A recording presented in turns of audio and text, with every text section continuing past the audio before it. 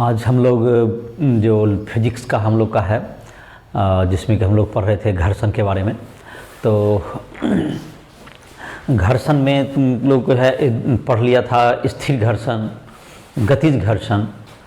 तो अब हम लोग पढ़ेंगे स्थिर घर्षण, गतिज घर्षण के बाद एक और घर्षण था जिसका कुछ उदाहरण वगैरह भी पिछले क्लास में बताए थे। आज हम लोग स्टार्ट करेंगे एक घर्षण है जिसको कहते हैं लोटनिक घर्षण, रोलिंग फ्रिक्शन। तो उसके बाद कुछ देखेंगे इस लेक्चर में हम लोग कि किस प्रकार जो है जो फिजिक्स में जो कि लॉज ऑफ मोशन पर जो बेस्ड है क्वेश्चन, कैसे हम लोग सॉल्व कर सकते हैं, उसकी भी चर्चा करेंगे। तो पहले हम लोग देख लेते हैं रोलिंग फ्रिक्शन, लोटनिक घर्षण। लोटनिक घर्षण, रोलिंग फ्रिक्शन, रोलिंग फ्रिक्शन। जाहिर है कि हम लोग ये अनुभव से देखे हैं कि जब किसी चीज़ को, जैसे कि कोई गोला है या तुमको गोलीय चीज़ है, उसको लुढ़का करके ले जाना, अगर उतना ही द्रव्यमान का कोई ब्लॉक टाइप का हो जो कि जिसका सतह समतल हो, जमीन पर खिसका करके ले जाना कठिन होता है। किसी चीज़ को लुढ़का कर ले जाना आसान है बनिस्बत उसको कि खिसका कर ले जाना। तो ऐसा क्यों होता है? क्योंकि जैसे जैसे हम लोग उसका जो है उसको गोलाकार शेप देते जाते हैं वस्तु को, उसका जो कि संपर्क है, उसका जो संपर्क का जो कि तल है वह धीरे धीरे छोटा होते जाता है। और धीरे धीरे जैसे जैसे वह गोला बन जाता है तो आदर्श स्थिति में वह संपर्क एक बिंदु के रूप में रहता है। और इस प्रकार घर्षण का मान भी धीरे धीरे कम होता चला जाता है। तो इसीलिए हम लोग कहते हैं कि लोटनिक घर्षण का मान, जो हम लोग को खिसका करके जो जब स्लाइडिंग फ्रिक्शन जो कहते हैं, मतलब खिसका करके ले जाने घर्षण की तुलना में कम होता है। और इसीलिए किसी वस्तु को लुढ़का कर ले जाना उसको जो है खिसकाने की तुलना में आसान होता है। तो इस प्रकार का जो तुमको, इसलिए जो है तुमको जो मानव इतिहास में हम लोग देखते हैं तो पहिए की खोज एक बहुत बड़ी खोज मानी जाती है। क्योंकि पहिया जैसे ही खोज हुआ तो हम लोग आजकल देखते हैं कोई भी चीज़ बना हुआ है, साइकिल है, रिक्शा है, या तुमको कोई भी गाड़ी है, ट्रेन है, सभी के जो पहिए बनाए जाते हैं वो इस ढंग से बनाए जाते हैं कि वह आसानी से लुढ़क सके। और अगर उसे कल्पना करें कि हम लोग अगर समतल बना देते तो उसको खींचने में बहुत ज़्यादा ऊर्जा लग जाएगी और उसको खींचना बहुत कठिन हो जाएगा, घर्षण को रेसिस्ट करना। तो इसका मतलब ये हुआ कि लोटनिक घर्षण का मान जो है तुमको स्लाइडिंग घर्षण से, खिसकाने वाले घर्षण से जो कि की तुलना में क्या होता है, कम होता है। चूँकि और जैसे जैसे हम लोग उसको गोलीय करते जाते हैं उसका संपर्क सतह क्या हो जाता है और छोटा होता जाता है। और अगर पूर्ण लोटनिक घर्षण में आ जाती है, एक ऐसी स्थिति आती है जबकि घर्षण का मान शून्य भी हो जाता है। लेकिन कभी भी ऐसा नहीं हो सकता है, आदर्श स्थिति प्राप्त नहीं हो पाती है कि उसका संपर्क एक बिंदु पर हो सके, ऐसा नहीं होता, बल्कि एक तल रहता है उसका संपर्क में, जमीन के तल में। तो इसलिए जो है तुमको उसके द्वारा जो लगने वाला एक घर्षण कुछ कम मात्रा में उसमें एग्जिस्ट कर ही जाता है, जो कि उसके गति का क्या करती है, विरोध करती है। और इस प्रकार गति धीरे धीरे रुक जाती है। तो हम लोग लिख सकते हैं किसी वस्तु में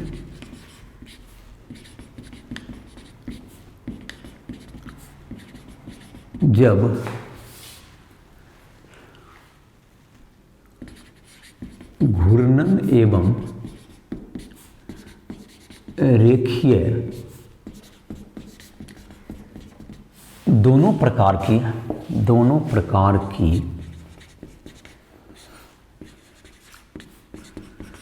गति होती है तो उस वस्तु की गति लोटनिक गति कहलाती है। लोटनिक गति कहलाती है। लोटनिक गति में क्या होगा, लोटनिक गति कहलाती है, रोलिंग मोशन कहलाती है। लोटनी गति में वस्तु का जो है तुम्हारा होगा, लोटनी गति में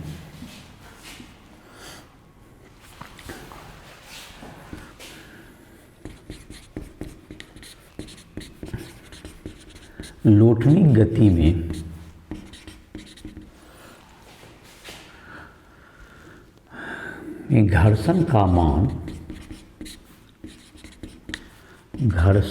मान खिसकाने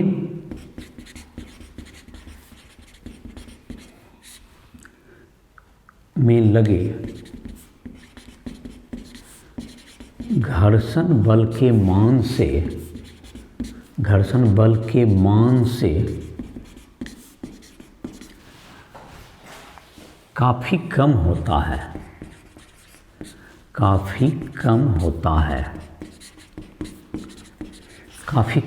है। और इसलिए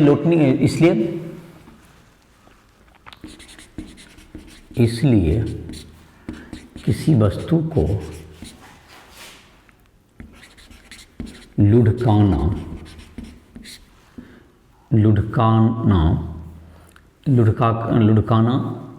खिसकाने की तुलना में आसान होता है,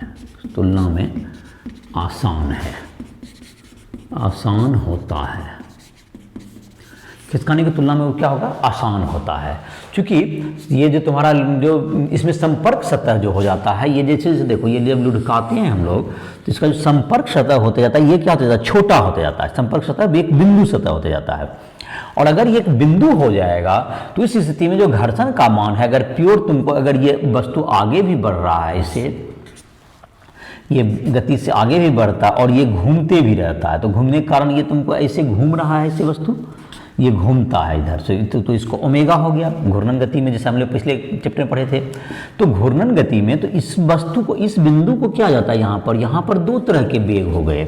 एक तो वेग हो गए तुम्हारा जो कि संपर्क में है, एक रेखीय गति कारण आगे की ओर हो गया और इधर की तरफ पीछे की ओर हो गया। तो इसको जो है, इस बिंदु को P जो P बिंदु का जो है, तो P बिंदु यहाँ पर अगर देखें तो इसको वेग इधर हो गया ये तुमको रेखीय गति के कारण, और ओमेगा आर हो गया कोणीय गति के कारण, ओमेगा आर। ये तुम्हारा आर त्रिज्या है, तो जो कि पढ़ा होगा ये ओमेगा आर हो गया। तो जब इस स्थिति में जब V बराबर ओमेगा आर, तो Vp क्या हो जाएगा, V माइनस ओमेगा आर, तो Vp बराबर 0। अर्थात घर्षण जब ये चलेगा ही नहीं तो इसको क्या कहते हैं हम लोग, तो घर्षण बल भी क्या हो जाएगा, तो घर्षण बल बराबर 0। इसको कहते हैं हम लोग, ये प्योर रोलिंग कहते हैं इसको, प्योर रोलिंग मतलब कि प्योर रोलिंग केस में हुआ ये। In case of pure rolling ये Vp 0 हो जाता है, कब, in case of pure rolling. इसको कहते हैं हम लोग शुद्ध लोटनी गति, प्योर रोलिंग मोशन में, तो ये शुद्ध 0 हो जाएगा। तो इस स्थिति में घर्षण बल ही 0 हो जाएगा। लेकिन यह एक आदर्श स्थिति है, क्योंकि ऐसा नहीं हो पाता कि एक ही बिंदु संपर्क नहीं रहता है, बल्कि संपर्क क्या रहता है, एक तल के रूप में रहता है यहाँ पर। तो ऐसी आदर्श स्थिति तो पूरी नहीं होती है, लेकिन फिर भी लोटनी घर्षण का मान काफी कम होता है। इसलिए अगर किसी गेंद को हम लोग जमीन पर लुढ़काते हैं तो बहुत दूर जाके रुकेगा, जल्दी नहीं रुकता है। और अंततः अक्सर देखते हैं कि जब दीवार वगैरह से टकराएगा तभी रुकेगा। अगर तुम फुटबॉल को जैसे कि एक मैदान में तुमको लुढ़का दो तो बहुत दूर तक चलते चला जाएगा, वो बहुत दूर जाकर के रुकता है। तो इस चूंकि लोटनी घर्षण का मान काफ़ी क्या जाता है, कम होता है खिसकाने की तुलना में। और जाहिर है कि घर्षण के बारे में जैसे है, घर्षण तुमको जब दो सतह, जैसे से रुखरा सतह होता है तो उसका घर्षण का मान क्या होता है, रुखरी सतह पर घर्षण का मान ज़्यादा होता है, और जैसे जैसे समतल होते जाता है तो वह उसका घर्षण का मान घटते जाता है। लेकिन जब दोनों के बीच में अगर हवा निकाल दिया जाए तो घर्षण का मान काफ़ी बढ़ जाता है। दो तिकने तल जिसमें कि घर्षण का मान, जिसमें निर्वात हो,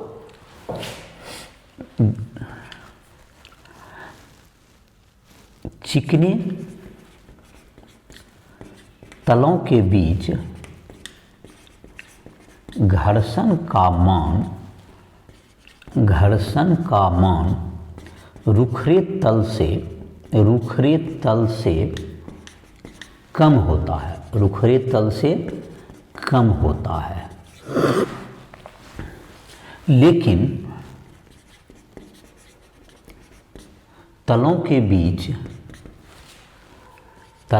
बीच निर्वात हो, निर्वात मतलब हवा भी ना हो, निर्वात हो तो घर्षण का मान अत्यधिक हो जाता है, अत्यधिक हो जाता है। तो अगर तुमको रहे चिकना तल हो और ये तुमको क्या रहे, इसको नोट करके लिख सकते हो। तो अगर चिकना तल है तुमको तो क्या होगा, चिकना तल के बीच में अगर हवा है तो घर्षण का मान कम रहेगा। अगर घर्षण उसमें हवा निर्वात हो जाएगा, जैसे कि दो, अगर तुमको शीशा है, जैसे दोनों एकदम बहुत ही मतलब कंपैक्ट हो जाए, शीशा एकदम बिल्कुल प्लेन हो, एक दूसरे बैठ जाए तो उसको खिसकाना काफी कठिन हो जाएगा तुम्हें, क्योंकि वहां घर्षण का मान नहीं मिल पाता है घर्षण। तो ये तुम्हारा हुआ। और जैसे कि घर्षण बहुत जगह पर अवांछनीय भी है, जैसे मशीन वगैरह है, तो मशीन को घर्षण कम करने के लिए क्या करते हैं, उस पर जो है हम लोग ग्रीजिंग करते हैं, उसमें मोबिल वगैरह देते हैं, जिससे कि जब एक दूसरे पर घूमता है, जैसे या साइकिल में हम लोग बॉल बेयरिंग का प्रयोग करते हैं, जैसे कि बॉल बेयरिंग में देखते गोल होता है, जिससे कि वह स्लाइडिंग हो जाता है। स्लाइडिंग के बजाय क्या हो जाएगा, वो स्लाइडिंग फ्रिक्शन के बजाय रोलिंग फ्रिक्शन में चेंज हो जाए। तो इस प्रकार से क्या करते हैं, या तो हम लोग ग्रीजिंग भी करते हैं, और जिससे कि घर्षण के मान को हम लोग क्या कर सकें, कम से कम कर सकें। और इस प्रकार जो है तुमको, जिसमें कि बॉल बेयरिंग भी साइकिल में इसलिए लगाते हैं क्योंकि वह जो है तुमको आसानी से घूम सके। तो इस तरह विधि के द्वारा हम लोग क्या करते हैं, घर्षण का मान कम करने के लिए हम लोग स्नेहक, जिसको कहते हैं स्नेहक का मान कम करते हैं, जिससे कि चिकना हो जाए तल। तो बॉल बेयरिंग तो ये समझ सकते हो कि जैसे बॉल बेयरिंग वगैरह का भी प्रयोग उसीलिए कर रहे हैं, और चिकना करने के लिए हम लोग इसका स्नेहक का प्रयोग करते हैं, जिसको ग्रीजिंग करना कहते हैं, ग्रीस वगैरह जो प्रयोग करते हैं गाड़ी में देते हैं मोबिल। तो वो उन सबों का काम होता है कि वह क्या करे, इसको चिकना करता है तल को, जिसके कारण कि घर्षण के मान को वह कम कर सके। तो ये तुमको लोटनी घर्षण से जुड़ी हुई कुछ बातें थी, जो कि तुमको लोटनी घर्षण के बारे में और भी जो है घूर्णन गतिकी अध्याय है, उसमें फिर और पढ़ाई होगी। जब उसमें घूर्णन गतिकी को और डिटेल में पढ़ेंगे तो इसके बाद तुमको जो है इसके बारे में और भी उसमें डिटेल में पढ़ाई होगी, किस प्रकार घर्षण लगता है। घर्षण बल हमारे लिए काफ़ी आवश्यक बल है। जब हम लोग चलते हैं, जैसे देखो चलने, और जब हम लोग चलते हैं तो भी घर्षण बल ही हमें चलाने में मदद करता है, और जब हम रुकते हैं तो भी घर्षण बल के द्वारा ही रुकते हैं। तो घर्षण दोनों ही स्थिति में काम करता है। देखते हैं दोनों स्थिति में जरा इस बात को थोड़ा सा किस प्रकार से होता है। देखो, जैसे कि घर्षण जब चलने की स्थिति में, जब हम लोग चलते हैं, स्टार्ट करते हैं जब चलना, तब तुम देखते होगे पैर किस प्रकार जमीन को अगर दाबता है, उस प्रक्रिया को गौर से देखो। और रुकते समय किस प्रकार से पैर जमीन को दाबता है, दोनों में फर्क होता है। तो इस बात को हम लोग अनुभव से सीख लेते हैं, लेकिन अनुभव से जब हम बच्चे रहते हैं तो इस बात को सीख जाते हैं किस प्रकार रहता है। तो देखते हैं, जैसे चलने के लिए सीख लेते हैं। आइए देखो, जैसे कि जब चलना होता है तो हम लोग जो है चलने के समय देखोगे तुमको एड़ी जो पीछे का भाग है पैर का, उस पर ज्यादा जोर पड़ता है, और एड़ी पर जोर पड़ता है। और रुकते समय देखते होगे कि जो आगे वाला भाग है उस पर ज्यादा जोर पड़ता है। तो ये एक्शन का चेंजिंग तुम नोट कर सकते हो चलते समय। तो जब स्टार्ट करता है कोई व्यक्ति चलना, तो उसका देखो चलते समय वह पीछे दबाता है, जमीन को किधर दबाता है, एड़ी से पीछे की ओर दबाया। तो इसके ये जो एड़ी से इधर दबाया, पैर के द्वारा जमीन पर लगाया गया बल की दिशा इस तरह से होगी, करीब करीब पैर के द्वारा जमीन पर लगा बल, ये चलने की प्रक्रिया में हुई, ये पैर के द्वारा जमीन पर लगाया गया बल है। तो इसके विपरीत जो है जमीन क्या करेगा, जमीन हमको पैर पर किधर बल लगाएगा, चलने की स्थिति, जब चलना स्टार्ट करेगा तो जमीन के द्वारा इसको जस्ट बराबर एवं विपरीत प्रतिक्रिया होगी। तो जमीन इधर बल लगाएगा हमको। तो जमीन के द्वारा लगाया गया बल, जमीन के द्वारा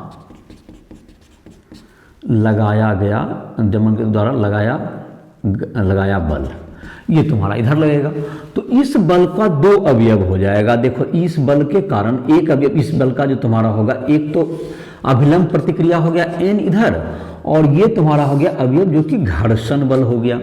तो जाहिर है कि घर्षण बल ही हमको क्या किया, ये चलने में मदद किया। ये संपर्क बल था, संपर्क बल जो कि जमीन ने दिया हमको। और ये चलने की ये अभिलंब प्रतिक्रिया किसको संभालेगा, ये व्यक्ति का भार हो गया, ये व्यक्ति का भार जो है तुमको W जो है तुमको इसको संभालेगा, और ये अभिलंब प्रतिक्रिया इसको संभालेगा, और ये घर्षण हमको चलने की प्रक्रिया हुई, ये चलने की प्रक्रिया, इसको समझ सकते हो। घर्षण किस प्रकार मदद कर रहा है इस चित्र से समझ सकते हो। अब देखो रुकने की प्रक्रिया, जब रुकने लगेगा वस्तु तो क्या करता है, तो रुकने की प्रक्रिया में तुम देखोगे कि तुम जो है कैसे बल लगा रहे हो, तुम बल लगाने का तुम्हारा दिशा जो है ना चेंज हो चुका है। तो बल लगाने का दिशा तुम्हारा इस ढंग से होता है, आगे की तरफ इस ढंग से दाबते हो तुम जमीन को, ऐसे कि जमीन पर लगाया गया बल, पैर द्वारा जमीन पर लगा बल। ये किस स्थिति की बात कर रहे हैं हम लोग, जब हम लोग रुकने की बात कर रहे हैं, तो इस ढंग से लगाया, तो इसको प्रतिक्रिया कैसे मिलेगा, ये तुमको प्रतिक्रिया ऐसे मिलेगा, जमीन द्वारा पैर पर लगा बल। तो जमीन द्वारा पैर पर लगा बल, ये तुम्हारा क्या होगा, इधर की ओर लगेगा। तो इसका दो अवयव अब तोड़ते हैं, जैसे दो घटक तोड़ेंगे, तो एक तो घटक तुमको अभिलंब प्रतिक्रिया ऊपर की ओर हो गया N, और एक जो तुम्हारा इसका जो अब घटक आएगा वो इधर घर्षण आ जाएगा इस साइड। जैसे वियोजन करते हैं तो जब भी ये जो परिणामी बल है वो इसकी जो घटक बल के बीच में रहता है, घर्षण बल इधर हो गया। तो ये जो घर्षण बल है क्या करेगा, रुकने में मदद करेगा। ये रोकने, जैसे आप आगे जाना चाहते हैं, वस्तु का भार इधर लगेगा, W भार, व्यक्ति का भार, तो ये N जो है W को संभालेगा, और घर्षण बल तुम्हें क्या करेगा, रुकने में मदद करेगा। ये रुकने की प्रक्रिया हुई, ये रुकने की प्रक्रिया, ये रुकने की प्रक्रिया। तो एक प्रकार से तुमने देखा कि घर्षण बल ही है जो दोनों स्थिति में, इसीलिए लोग कहते हैं घर्षण चलने के लिए भी जरूरी है, घर्षण रुकने के लिए भी जरूरी है। तो ये तुमको घर्षण चलने और रुकने में किस प्रकार मदद करता है, घर्षण बल को देख सकते हो। जैसे अब साइकिल वगैरह केस में आता है, अगर साइकिल चलाना है तो साइकिल का जैसे केस है, तो उसमें देखो कि साइकिल का जो चक्का है उसमें घर्षण बल लगने की दिशा अलग अलग होती है। उसमें तुमको जो है, जैसे कि साइकिल जो एक चक्का होता है जिसको हम लोग घुमाते हैं, किसके द्वारा, पैडल से, पैडल चला करके पिछला चक्का को हम लोग क्या करते हैं, उसको ड्राइव करते हैं, और अगला चक्का को हम लोग ड्राइव नहीं करते हैं। तो जब पिछला चक्का जब घूमने लगेगा, जैसे देखो क्या होता है घर्षण बल, तो ये जब हमने इसको पिछला चक्का को, ये पिछला चक्का है साइकिल का, पिछला चक्का साइकिल का पिछला चक्का, तो इसको जब हम इस ढंग से घुमाते हैं, इसको ओमेगा देते हैं, तो ये वस्तु किधर जाने लगता है, ये तुमको पीछे भागने लगता है, ये इधर जाना स्टार्ट कर देता है, इधर भागेगा। तो इसमें घर्षण बल इसमें आगे लगता है, घर्षण बल आगे, इसमें आगे लगा पिछला चक्का पर। अब इससे क्या होगा, ये जब पिछला चक्का हो गया जिसको ड्राइव कर रहे हैं, इससे जो कि अब ये जो है तुमको ये चक्का, पिछला चक्का किससे जुड़ा हुआ है, अब ये अगला चक्का से जुड़ा होता है ये। तो जब ये अगला चक्का हो गया, ये अगला चक्का है, अगला चक्का ही है, तो जब अगला चक्का, अब ये जब इसको जो ये जुड़ा हुआ है, तो क्या जब तुमको ये आगे बढ़ रहे हैं, घर्षण बल देखो यहाँ पर बल घर्षण ही लगा, ये इधर जाना जरूर चाह रहा था लेकिन घर्षण बल ही लगा, तो ये तुमको इसमें जो रेखीय गति उत्पन्न होगा आगे ही होगा, तो ये आगे जाना चाहेगा वस्तु, और ये आगे जाना चाहेगा, तो ये तो अभी इसको कोई बल मिला नहीं, तो ये रुका हुआ रहेगा। तो ये जब आगे ठेलेगा ये बल, तो घर्षण इसमें क्या लगेगा, इधर पीछे लगेगा, घर्षण लगेगा किधर, पीछे, घर्षण पीछे लगेगा। तो अगला चक्का में घर्षण पीछे लग रहा है, पिछला चक्का में घर्षण आगे लगेगा, जो ड्राइविंग व्हील होता है। तो इसलिए जाहिर देखते हो कार में भी जनरली पीछे, कार कोई भी गाड़ी है तो पिछला चक्का को ही ड्राइविंग करता है, और अगला चक्का उससे जुड़ा हुआ रहता है, वो आगे बढ़ता है। इस तरह से घर्षण बल का बहुत सारा है। और भी तुम क्वेश्चंस वगैरह, अब जैसे तुम्हारा है, हम लोग यांत्रिकी में किस प्रकार से क्वेश्चन वगैरह बनाते हैं उसको देख लेते हैं। तो ये तुमको कुछ बताए कॉमन घर्षण का कुछ बल वगैरह लगा करके, अब कुछ उदाहरण भी देखते हैं हम लोग घर्षण से जुड़ा हुआ। और क्वेश्चंस वगैरह बनाने के लिए कभी भी राइट ट्यूटोरियल ऐप पर आकर के हम संपर्क कर सकते हो, जो भी क्वेश्चंस है उस पर क्वेश्चंस भी दिए हुए हैं, तुमको बना भी सकते हो, जेईई मेंस, जेईई एडवांस, किसी भी प्रकार के क्वेश्चन को हल कर सकते हो। तो इंग्लिश हिंदी दोनों मीडियम में तुमको नोट्स भी मिल जाते हैं, इसमें तुम धीरे धीरे इंग्लिश में भी कन्वर्ट कर सकते हो अपने आप को। और जहाँ भी दिक्कत है हमसे संपर्क करके पढ़ाई अपनी स्टार्ट कर सकते हो, अपनी जारी रख सकते हो। तो अब है तुमको, हम लोग देख रहे थे किसके बारे में, अब हम लोग पढ़ेंगे कि यांत्रिकी में कैसे सॉल्व करते हैं क्वेश्चंस को। और उसके बाद अगले लेक्चर में हम लोग अभिकेंद्र बल के बारे में पढ़ेंगे, जो कि दिया हुआ है तुम्हारे चैप्टर में। वृत्तीय गति में का कुछ भाग पढ़े थे हम लोग पिछले समतल में गति में, और अभी अभिकेंद्र बल के बारे में पढ़ेंगे, जो कि अगले चैप्टर में होगा। यांत्रिकी में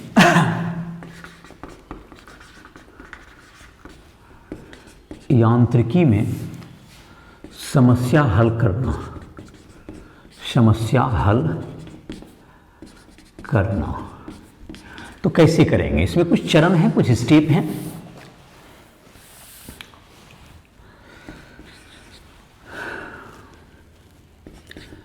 जिन वस्तुओं की का त्वरण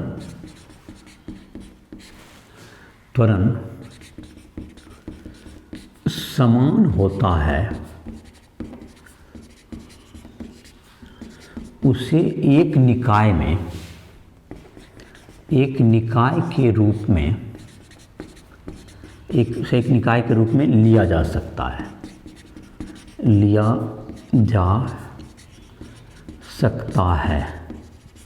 लेकिन आवश्यकता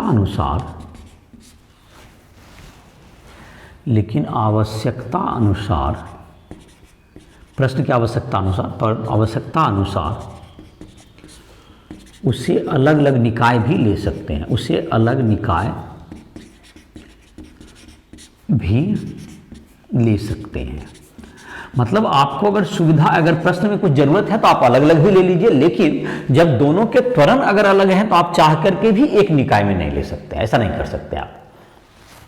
दो वस्तु जिसके त्वरण अलग अलग है उसे एक ही निकाय में आप नहीं रख सकते हैं। अगर त्वरण सेम है तो आप एक निकाय में उसे रख सकते हैं, एक ही साथ उसको कर सकते हैं, और अगर जरूरत है तो आप उसे अलग अलग निकाय भी कभी भी बना सकते हैं।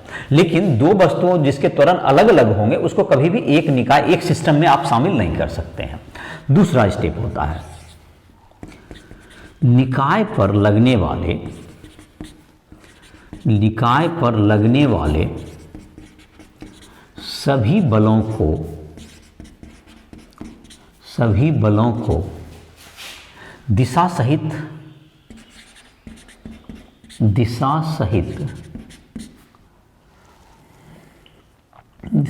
एक आरेख में दिखाया जाता है, एक आरेख में दिखाया जाता है।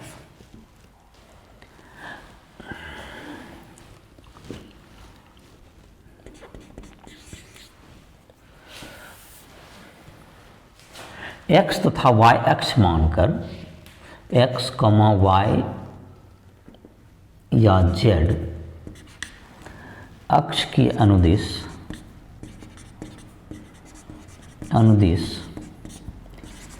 बल को वियोजित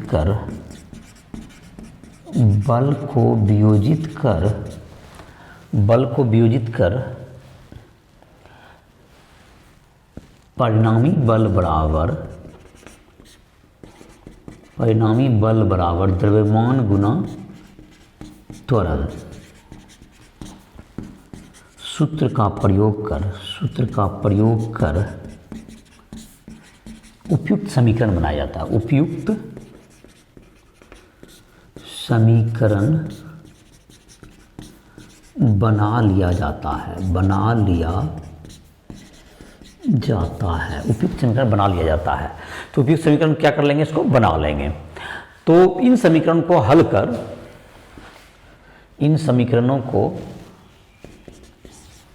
इन समीकरणों को हल कर अभिष्ट राशि प्राप्त कर ली जाती है। अभिष्ट राशि प्राप्त कर ली जाती है। तो ये 3-4 स्टेप हैं। जैसे एक आध क्वेश्चन बना करके इसको हम पूर्ण करके दिखाते हैं, इसको मिटा देते हैं। तो इसमें देखेंगे किस तरह से स्टेप इसको नोट कर सकते हो। और पहले निकाय ले लेना है, निकाय में तुमको लगने वाला जितना बल है उसको दिखा दीजिए, और बल बराबर द्रव्यमान गुना त्वरण के आधार पर क्या कर लीजिए, उसको दिखाइए। एक सामान्यतः जो कि क्षैतिज वाला एक तरफ कर लीजिए अभी अब, और उदाग्र को एक तरफ करके लिख लीजिए। और या तल के अनुदिश और तल के लंबवत भी कर सकते हैं आप। जैसा क्वेश्चन के रिक्वायरमेंट के आधार पर उसको कर सकते हैं। सामान्यतः ये क्वेश्चन प्रश्न बनाने के कुछ है। तो अब जैसे कि उदाहरण तुमको दिया हुआ है एक उदाहरण जैसे कि है तुमको एक 5.9 उदाहरण है, एनसीईआरटी बुक में है। चलो उसी के आधार पर इसको थोड़ा डील करते हैं, देखते हैं।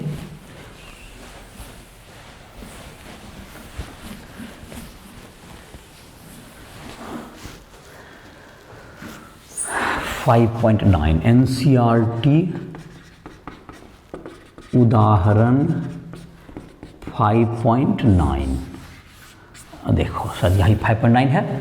तो इसमें है कि एक तुमको ब्लॉक है जिसका द्रव्यमान है 20 केजी है। ये द्रव्यमान कितना है? 20 केजी का है। ये 20 केजी का एक ब्लॉक है। यहाँ पे घर्षण गुणांक भी दिया हुआ है, म्यू बराबर 0.04 है। और इसको एक क्या किया गया है, इसको एक रस्सी के द्वारा एक पुली से जोड़ दिया गया। एक रस्सी के द्वारा एक घिरनी से क्या कर दिया गया, यहाँ पर जोड़ दिया गया। और घिरनी के एक छोर से ये रस्सी जो जा रहा है, यहाँ से इसको लटका करके एक 3 केजी का एक ब्लॉक यहाँ पर लटका दिया गया है। तो कहता है कि इस रस्सी का तनाव ज्ञात करें। इस रस्सी में कितना बल लगेगा उसको बताइए। रस्सी का तनाव बताइए। त्वरण भी बता सकते हैं निकाय का। कैसे भी त्वरण मतलब कि जब ये तुम्हारा क्या होगा, तो इस तरह का सिचुएशन में समझ सकते हो क्या हो रहा होगा। और रस्सी अगर सेम है, जैसे यहाँ से यहाँ तक एक ही रस्सी चल रहा है, तो मैंने बताया कि हल्का रस्सी है, ये घर्षण वगैरह यहाँ नहीं है, यहाँ घर्षण नहीं है, यहाँ घर्षण है, ये जमीन के बीच में है। पुली क्या है? पुली हल्का है, हल्का पुली है। रस्सी भी क्या है? हल्का है दोनों। ये हल्का पुली, हल्का घिरनी एवं रस्सी, जिससे कि तनाव हर जगह सेम हो जाए, रस्सी का तनाव। तो इसमें कह रहा है कि इसका मतलब कि आप क्या कीजिए, इसमें जो है तनाव बल ज्ञात कीजिए या त्वरण ज्ञात कीजिए इस प्रश्न में। तो इसमें एक घर्षण बल यहाँ लग रहा होगा, यहाँ पर रस्सी का क्या लग, यहाँ पर इस पे क्या लग रहा होगा। पहले क्या करना है, इसमें निकाय को हम लोग जोड़ते हैं।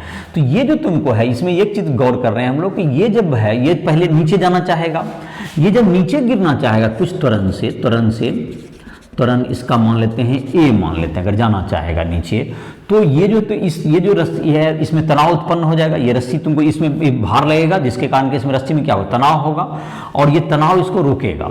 और इसके बाद ये जो त्वरण है, ये जो वस्तु है, जाहिर है कि जब रस्सी बराबर ही है तो ये जितना त्वरण से नीचे गिरेगा उतना ही त्वरण से क्या होगा, ये आगे जाएगा, उतना ही त्वरण से ये आगे की ओर जाएगा। तो त्वरण जितना नीचे होगा उतना ही त्वरण से ये आगे जाएगा। लेकिन त्वरण की दिशा चूंकि इसमें है मतलब इधर की ओर है, इसमें नीचे की ओर, दिशा तो अलग अलग है, तो हम इन दोनों को एक निकाय में शामिल नहीं कर सकते हैं। तो ये जो तुम्हारा है 3 केजी का वस्तु, ये अलग निकाय हो गया, और ये जो हो गया तुम्हारा ये अलग निकाय होगा। तो ये निकाय, 2 निकाय हो गए हमारे पास। तो इसमें जो होगा तुम्हारा कौन कौन बल लगेंगे, अब उसको दिखाइए। जो पहला स्टेप पर निकाय को चूज कर लेना, तो इसको हमने इस वस्तु को एक अलग निकाय चुना और इसको एक अलग निकाय बना लिया। तो इस प्रकार से पहला जो स्टेप है हमारा, चूंकि त्वरण की दिशा अलग अलग है तो हमें निकाय अलग चुनना ही है। तो ये जो पहला स्टेप तुम्हें अभी लिखे थे उसको क्लियर हो गया। अब दूसरा स्टेप आता है, इस पर लगने वाले बल को दिखाइए। तो इसमें क्या लगेगा, एक 3 केजी का ब्लॉक है, तो वस्तु का तो भार नीचे लग रहा होगा। इसमें वस्तु का भार क्या होगा, 3G mg जिसको कहते हैं, वस्तु का भार है इधर। और यहां पर क्या लगेगा, रस्सी का तनाव T लगेगा, रस्सी का तनाव बल, रस्सी का तनाव बल ये लगेगा। और यहां पर अब आते हैं, इस पर और कोई बल तो नहीं लग रहा है, जिसमें बल को दिखा दिए, यहीं पे दिखा दिए। अब देखो यहां पर है तुमको इस बड़ा वाला जो वस्तु है, इस पर देखते हैं कौन कौन बल कार्य करता है। जो बड़े वस्तु पर जो 20 केजी का द्रव्यमान है, इसमें भी वस्तु का तो भार यहां भी लगेगा, ये भार है, भार mg। और यहां पर होगा, ये सतह पर है, तो इसमें एक अभिलंब प्रतिक्रिया भी उत्पन्न हुई होगी। एक अभिलंब प्रतिक्रिया आप ऊपर की ओर दे सकते हैं, इसको किधर की ओर लगेगा, ये अभिलंब प्रतिक्रिया, जिसको हम लोग n मानते हैं। n क्या होगा तुम्हें, अभिलंब प्रतिक्रिया कहते हैं, अभिलंब प्रतिक्रिया, ये ऊपर की ओर लगेगा। और ये जब वस्तु आगे जाना चाहेगा, इसको ये रस्सी में तनाव जो उत्पन्न होगा, तो ये तनाव क्या करेगा, इसको रस्सी आगे खींचेगा। इसको रस्सी जब आगे खींचेगा तो इस पर एक घर्षण बल लगेगा, किधर की ओर, घर्षण बल एक लग जाएगा इस पर, पीछे की ओर एक लगेगा। ये जो वस्तु है इस पर घर्षण बल किधर लग जाएगा, एक ये घर्षण बल F, ये F हो गया घर्षण बल। जब चलना लगेगा तो Fk भी कह सकते हो, ये गतिज घर्षण बल लगेगा। तो ये तुम्हारा इसका जो है चित्र होगा। अगर ये तनाव बल घर्षण बल से ज़्यादा होगा तो ये वस्तु गतिज में आ जाएगा, और अगर ये तनाव बल घर्षण बल से क्या होगा, कम हुआ तो ये रुका हुआ ही रह जाएगा। तो इस दोनों स्थिति में हो सकता है ये। तो अब इसको हम लोग देख सकते हैं क्या होगा। अब दूसरा स्टेप तुम्हारा हो गया, बल जितना भी लग रहा था बता दिया गया। तो इस पर कौन कौन बल लगा, इस पर भार और तनाव लगा। इसमें तनाव लगा, इसमें वस्तु का भार भी लगा, उसके और इसके कारण ये जो जमीन है ये अभिलंब प्रतिक्रिया भी, इसका संपर्क बल जो लगा उसका दो अवयव, एक अभिलंब प्रतिक्रिया दिखाए एन, इधर घर्षण बल दिखाए, जो कि उसका विरोध करेगा, आगे के जाने की कोशिश करेगा। तो अब देखते हैं कि जैसे अब दूसरा स्टेप तुम्हारा क्लियर हो गया, जो दूसरा स्टेप जो भी लिखे थे। अब इसमें समीकरण लिखिए। ये जो वस्तु है इसमें क्या होगा, ये वस्तु में अगर ये भार ज्यादा होगा तभी तो त्वरण, ये दो बल इसमें 3G और T लग रहा है, तो T ज्यादा होगा तभी तो ये A त्वरण से नीचे जा रहा है। तो 3 kg द्रव्यमान पर परिणामी बल बराबर ma लिख सकते हैं, बराबर ma। परिणामी बल किधर होगा, परिणामी बल का मतलब हो गया कि नीचे की ओर 3G है, T ऊपर है, तो इसमें नीचे वाला ज्यादा होगा, तो नीचे वाला को धनात्मक ले लीजिए, तो ऊपर वाला क्या जो बल लग रहा है उसको ऋणात्मक लेती है, ये परिणामी हो गया। अब बराबर क्या होगा, द्रव्यमान गुना त्वरण, जिधर त्वरण है उधर की तरफ, जिधर त्वरण है इसका उधर की तरफ धनात्मक, और उसके विपरीत को ऋणात्मक ले लीजिए। अब 20 kg द्रव्यमान, इसको पहले घर्षण बल का मान निकाल लेते, देख लेते हैं यहाँ पर एक 20 kg द्रव्यमान पर अब आते हैं। इसको समीकरण नंबर 1 मान लीजिए, इसको समीकरण नंबर 1 मानिए। अब 20 kg द्रव्यमान पर विचार करते हैं। 20 kg द्रव्यमान पर 20 kg द्रव्यमान पे कौन कौन बल लग रहा है, यहाँ पर देखो बल को फिर से दिखाते हैं। यहाँ पर लग रहा है 20G नीचे, नॉर्मल रिएक्शन अभिलंब प्रतिक्रिया ऊपर, रस्सी का तनाव T इधर, और घर्षण बल F इधर। तो घर्षण बल का मान हम लोग निकालना चाहेंगे, तो देखिए रस्सी वस्तु तो जाएगा इधर की ओर, इधर त्वरण A से जा रहा है, त्वरण बराबर A है। तो ये दोनों जो इसका जो कि उदग्र जो घटक होगा, तो 1 cos 90 ये तो शून्य हो जाएगा, मतलब इधर नहीं जाता है लंबवत दिशा में। तो लंबवत दिशा में जब नहीं जा रहा होगा, इस बात का क्या मतलब होता है कि जो नीचे की ओर जितना बल लग रहा है उतना ही बल किधर लग रहा होगा, ऊपर की ओर। तो n बराबर क्या होगा तुम्हारा 20G, ये इसमें त्वरण नहीं है, क्योंकि उदग्र दिशा में त्वरण नहीं है, इसलिए ऐसा लिख सकते हैं हम लोग। अब है घर्षण बल का जो मान होता है, घर्षण बल Fk बराबर न्यू के n, तो 0.04 गुना n का वैल्यू 20G, तो 0.04 गुना 20 गुना n का इसका 10 ले लीजिए, तो दैट्स इक्वल्स टू 8 न्यूटन। तो ये तुमको n का मान क्या हो गया, 8 न्यूटन आ गया तुम्हें, घर्षण बल का मान 8 न्यूटन आ गया। तो घर्षण बल तुम्हारा निकल गया 8 न्यूटन। अब है इस पर लगने वाला जो त्वरण, इसमें क्या होगा, परिणामी बल बराबर क्या होता है, द्रव्यमान गुना त्वरण। परिणामी बल बराबर द्रव्यमान गुना त्वरण। इसमें परिणामी बल T आगे की ओर लग रहा है, और घर्षण बल F जो है पीछे की ओर लग रहा है, बराबर 20 गुना A हो जाएगा, और दूसरा T माइनस 8 बराबर 20A, ये दूसरा समीकरण। 1 था 2 को अब हल कर देंगे, 1 + 2, 1 तथा 2 को जोड़ने पर, 1 था 2 को जोड़ने पर क्या हो जाएगा तुम्हारा, क्या है 3G minus T plus T minus 8 बराबर 3A प्लस 20A। तो 3 गुना 10 माइनस 8 बराबर 23A, तो A बराबर 22/23 मीटर प्रति सेकेंड स्क्वायर, ये त्वरण हो गया। अब है तुमको तनाव अब समीकरण 1 में रख देते हैं, चाहे 2 में।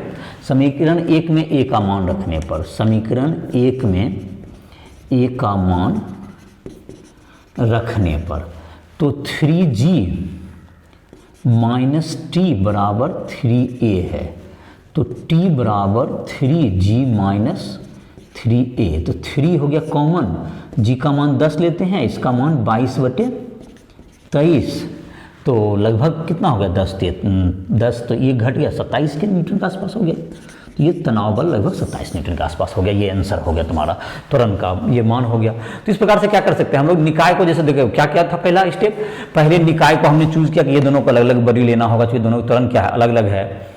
उस पर इसके बाद इस पर लग रहा था एक गुरुत्वाकर्षण बल 3 kg पर, एक रस्सी का तनाव पर। इसमें बल लग रहे थे कौन कौन, तनाव बल आगे खींच रहा था, घर्षण इसको पीछे लग रहा है, एक भार और एक अभिलंब प्रतिक्रिया। तो पहले हमने इसका त्वरण लिखा कि ये जो वस्तु नीचे गिर रहा है त्वरण ए से, तो 3g ज़्यादा होगा और ऊपर विरोध करने वाला बल जो t है वो कम होगा, 3g माइनस टी परिणामी बल हुआ बराबर 3 गुना द्रव्यमान गुना त्वरण। उसके बाद घर्षण बल का हमने मान निकाला। इसका मान निकालेंगे 20 kg वाला ब्लॉक पर जब विचार किए, तो चूंकि 20 kg वाला ब्लॉक ऊपर नीचे नहीं जा रहा है, तो ये दोनों, ये बल और ये बल बराबर होगा। तो n बराबर क्या होगा 20g, और F बराबर हम लोग पढ़े घर्षण बराबर क्या था, म्यू गुना n। तो घर्षण बल का उससे मान निकला, n का मान वहां पर रख दिया 20g, तो 8 न्यूटन निकल गया। अब तो ये आगे की ओर है 30 न्यूटन, आगे की ओर है t, और पीछे की ओर कितना है घर्षण बल, ये तुमको 8, तो दोनों घटा दिए, तो परिणामी बल हो गया t माइनस f बराबर क्या हो गया 20 गुना a, और दोनों समीकरण को फिर जोड़ करके उसका हल करके मान निकाल दिए। इस प्रकार से इसके प्रश्न को बनाया जा सकता है, इस तरह के प्रश्न को। तो और भी जैसे एक्सरसाइज में भी क्वेश्चन दिए हुए हैं जिसको तुम क्या कर सकते हो, हल कर सकते हो। नेक्स्ट लेक्चर में हम लोग इसका देखेंगे कि अभिलंब प्रतिक्रिया का मतलब कि नेक्स्ट लेक्चर में अभिकेंद्र बल वगैरह के बारे में पढ़ेंगे कि किस प्रकार जो है जब वृत्तीय गति प्रदान की जाती है वस्तु को, तो कैसे तुमको मतलब कि एक बल की, जैसे पिछले लेक्चर में जो देखा होगा राष्ट्रकुल ऐप पर देख सकते हो, जो कि समतल में गति का जो लास्ट जो है जिसमें वृत्तीय गति को बताया गया है, उसमें किस प्रकार जो है गति की दिशा हमेशा बदलना आवश्यक होता है वृत्तीय गति के लिए। उन सबों का तुम उसमें रिविजन भी कर सकते हो। राष्ट्रकुल ऐप को प्ले स्टोर से डाउनलोड करके वृत्तीय गति का वो देख लो। नेक्स्ट लेक्चर में हम लोग उसकी जरूरत भी पड़ेगी। और तुम जो एक्सरसाइज के जितने क्वेश्चन एनसीईआरटी के हों या राष्ट्रीय ऐप पर आकर के तुम जो है उसके नोट्स भी लिख सकते हो, नोट्स भी ले सकते हो, या तुमको क्वेश्चंस चाहिए जेईई मेंस हो, जेईई एडवांस हो या नीट, इन सबों के लिए जो तुम तैयारी करना चाहते हो उन सबों के क्वेश्चंस भी मिल जाएंगे। और तुम जब भी चाहो जो भी समस्या तुम्हें हो रही है अगर पढ़ने में, कोई किसी भी क्वेश्चन को बनाने में या समझने में, फिजिक्स केमिस्ट्री मैथ किसी भी सब्जेक्ट में, तुम हमसे संपर्क कर सकते हो। तुम्हें पर्सनल कॉन्टैक्ट के नंबर भी दिए हुए हैं जिससे तुम हमसे पर्सनल संपर्क करके बात भी कर सकते हो और अपनी समस्या को सॉल्व कर सकते हो। तो इसी के साथ इस लेक्चर को समाप्त कर रहे हैं, और तुमको राष्ट्रीय ऐप को प्ले स्टोर से डाउनलोड करके इसको क्या कर सकते हैं, इस क्लास को और भी बेहतर बना सकते हो। तुम जाहिर लाइव क्लासेज हो, डाउट जो भी दिक्कत होती है, इन सबों को मदद ली जा सकती है। इसी तरह इसके लिए और भी क्वेश्चंस को तुम बनाओ, जहाँ दिक्कत हो हमसे संपर्क करो। इसी तरह इस लेक्चर को समाप्त करते हैं।